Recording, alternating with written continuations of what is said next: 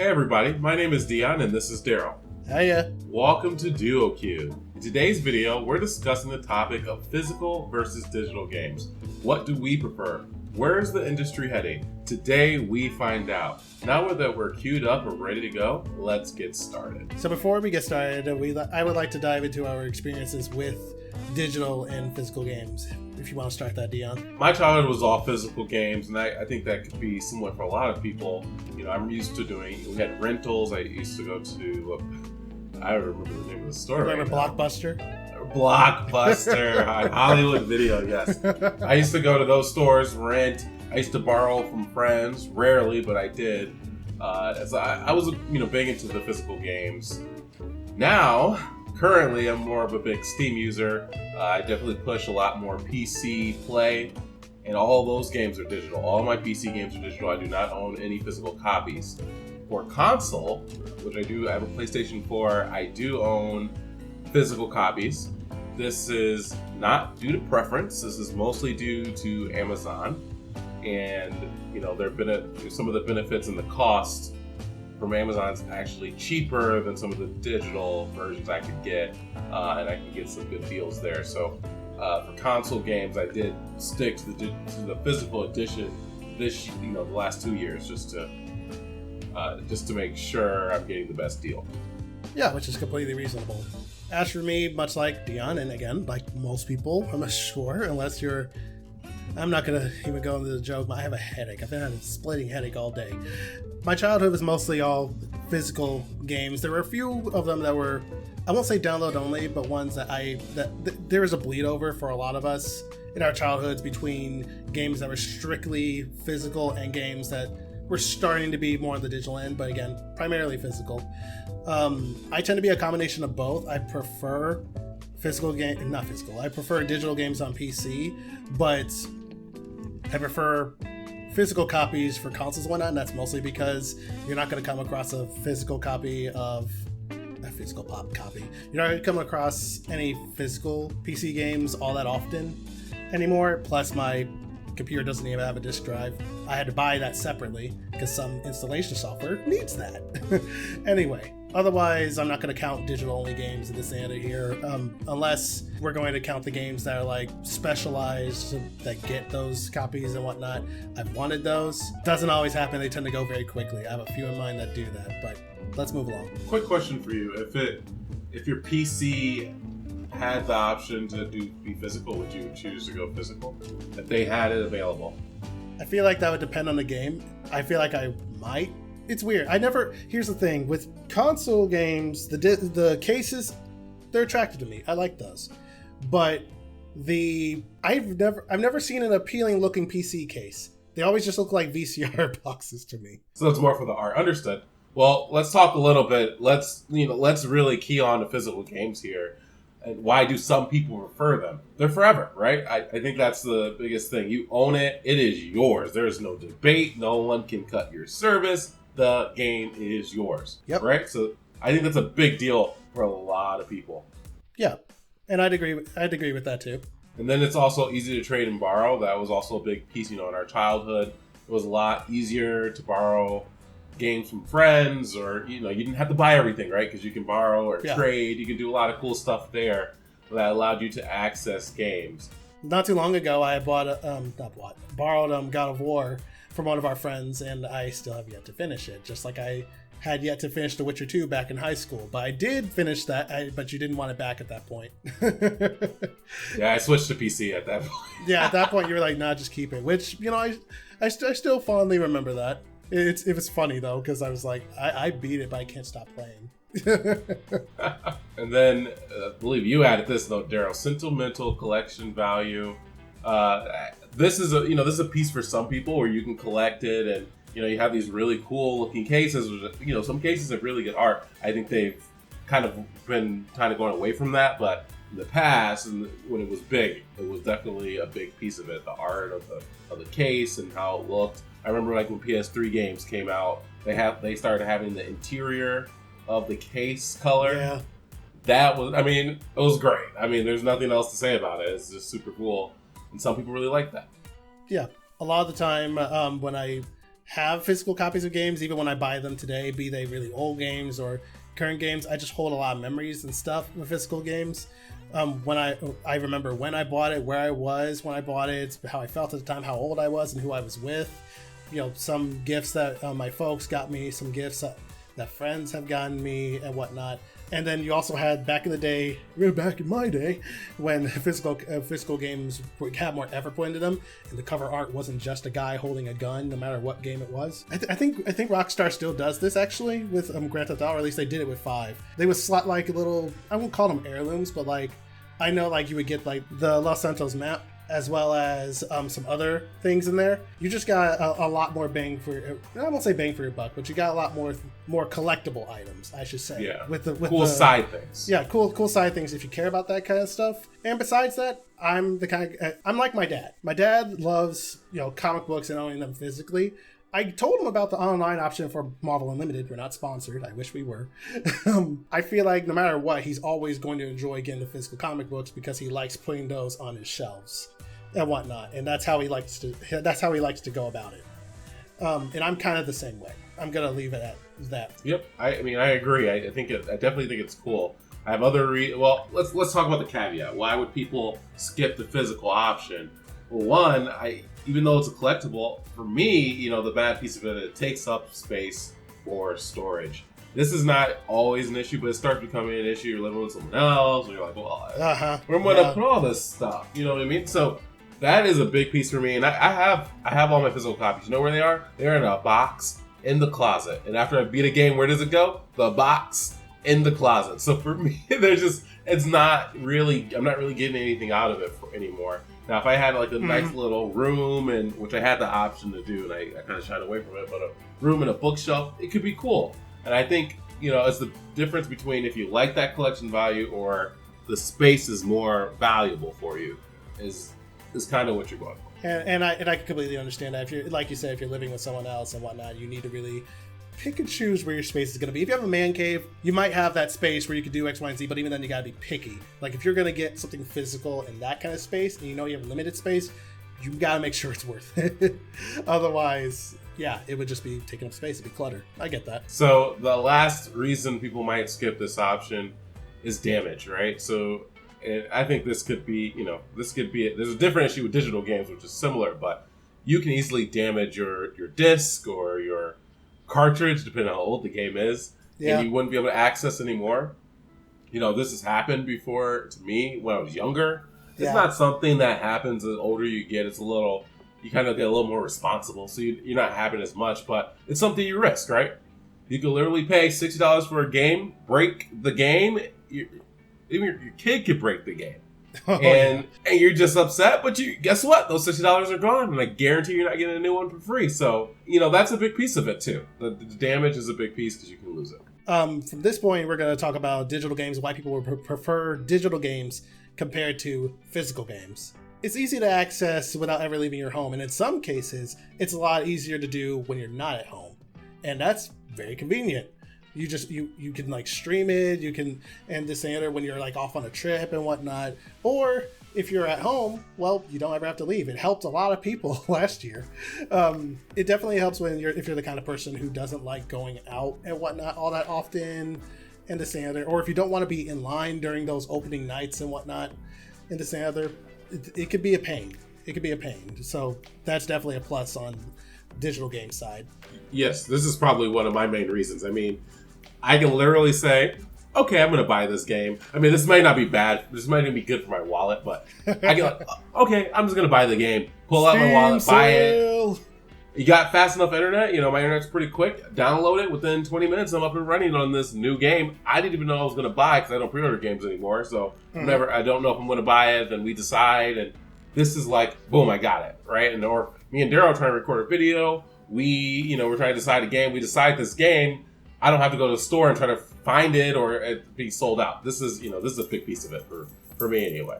Yeah, I mean, no, it's a very good reason. It's especially convenient when we're playing games together like this.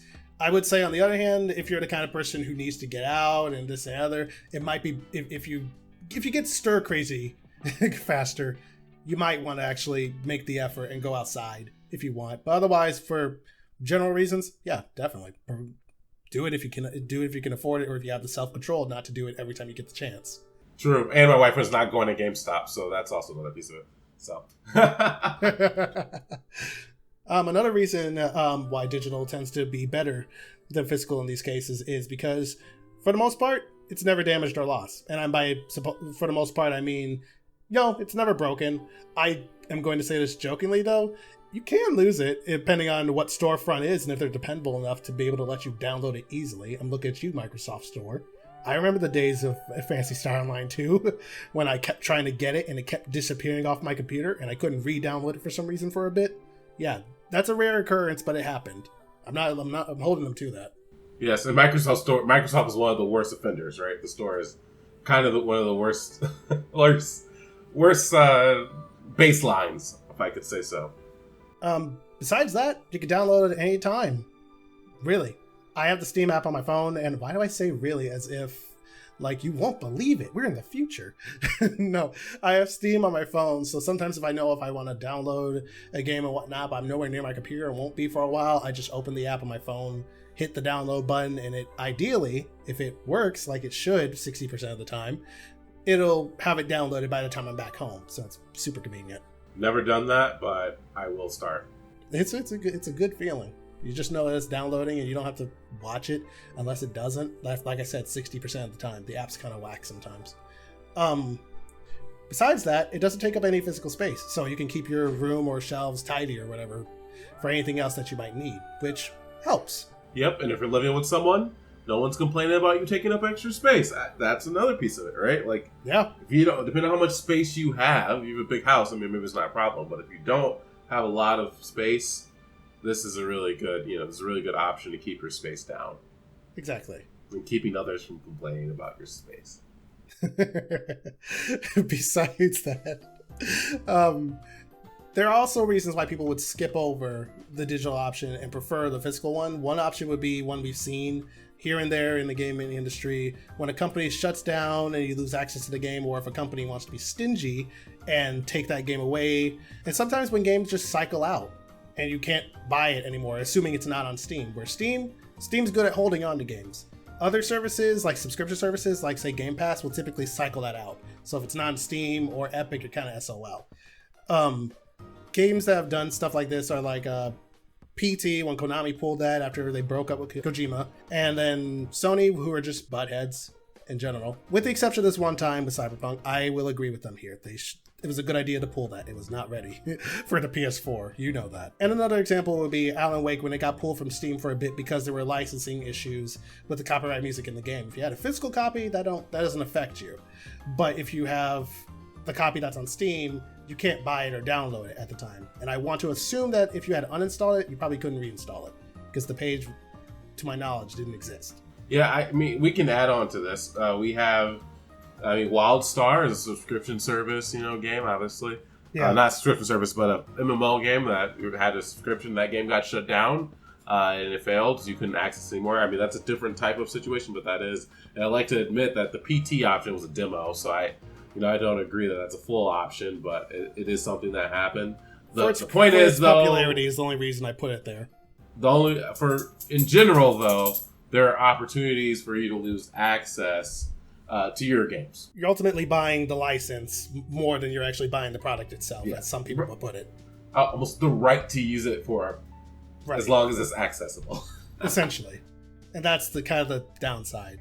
Another downside is that you typically can't share games with friends. Apparently, this is becoming less true according to what you put in here. Yeah, so it's true that you can't typically, but there are, there's things happening in the gaming industry recently with different games.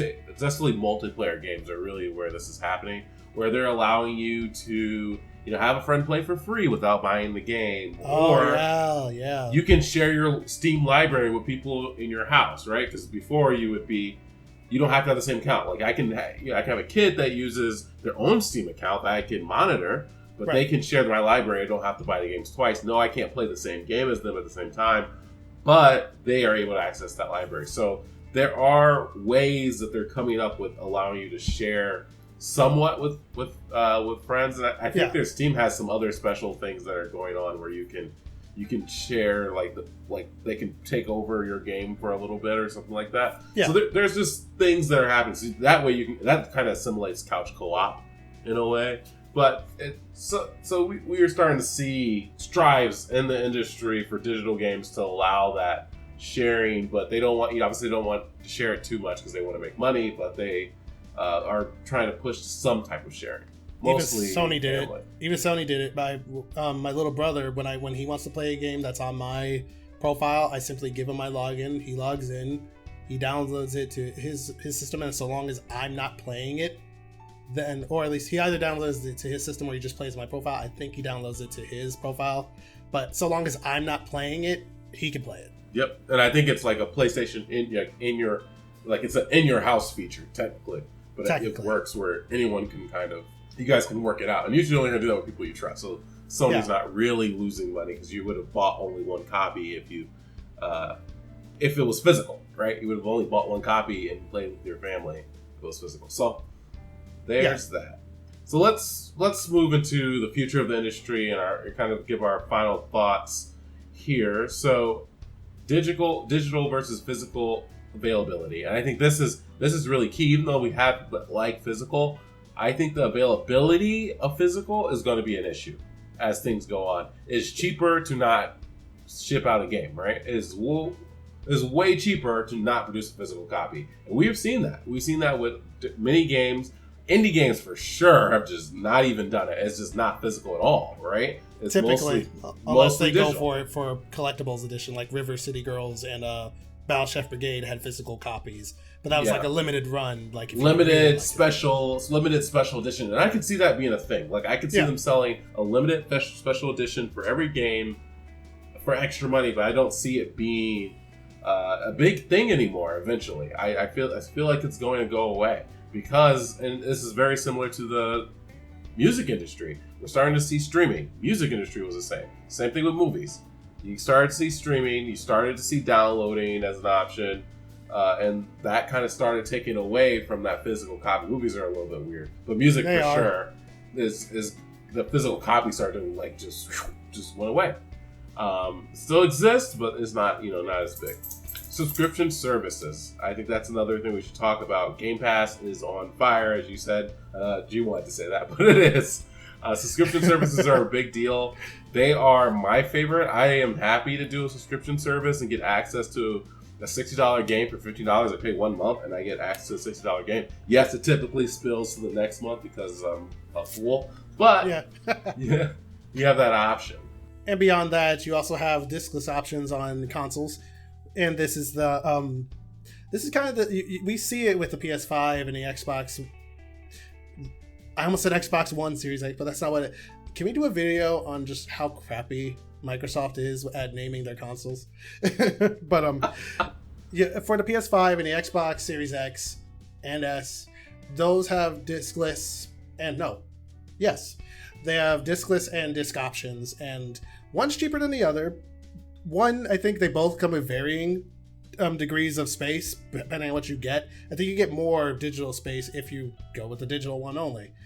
That also, though, comes down to how much the developers want to put into a game. There are some games that are coming out these days that want to be 100 gigabytes, and now you can only have really 3 games on your console at a time, versus however much you would have to download if you had a disc. But either way around, this may be the last generation we have for physical copies. If I'm being optimistic, we might have one more, but we'll see what happens. I personally just don't like losing alternative options, but it is what it is. It can't be helped. I will say, from my perspective, I like that there's digital option, and I prefer the digital option, and I would stick with that for me because it doesn't take a lot of space. But I do see why we would want to preserve physical copies and why they still exist. I get it.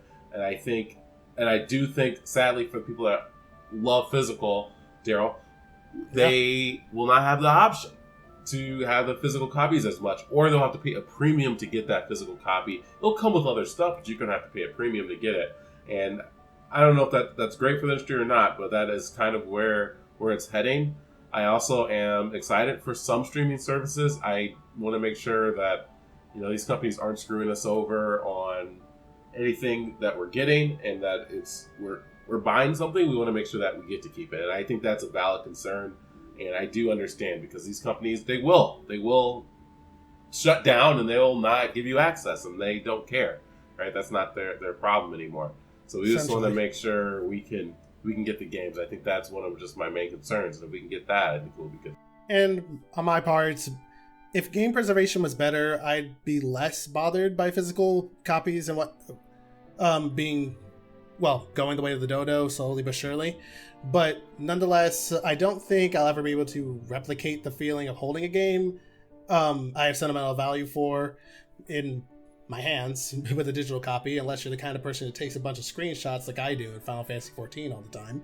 But even then, it's not quite the same. But even if I'm pushing the sentimental thing to the side, I just like collecting stuff. So I like having a dedicated shelf. I like having like a library of stuff and this and the other. And one day that might have to change when I have a wife and kids and a dog that wants to eat all my stuff. But until then... Hey, leave my dog alone. I'm not leaving your dog alone. He's trying, all right? He's trying. But even then, it won't be quite be the same for me, but we'll see. The game, if there's one thing I can give the gaming industry, it's that as predictable as they can be, sometimes they can be just as unpredictable. So who knows? Maybe when physical copies do go away one day, we will have small physical runs. There are alternatives to those too, like people on Etsy who make fan-made cases of games, like Fatal Frame 4, which you can't get physically or at all for the most part without emulation in America, but it's available in Japan. Some people translate those cases, mimic the old style to the best of their ability, and you can purchase the fan-made cases and just have that. And so for some people, that's enough because that's a collectible item to them. Yep. There are alternatives out there. Well, alrighty. I think that's all we got for now. Thank you all for stopping through to listen here at DuoQueue. If you think we might have glossed over something big or might need to expand on something, feel free to say so in the comments. Don't forget to share and leave a like. Next time you're waiting for a party or searching for a lobby, feel free to tune in again while you wait. See ya! Later. Digital can get this disc.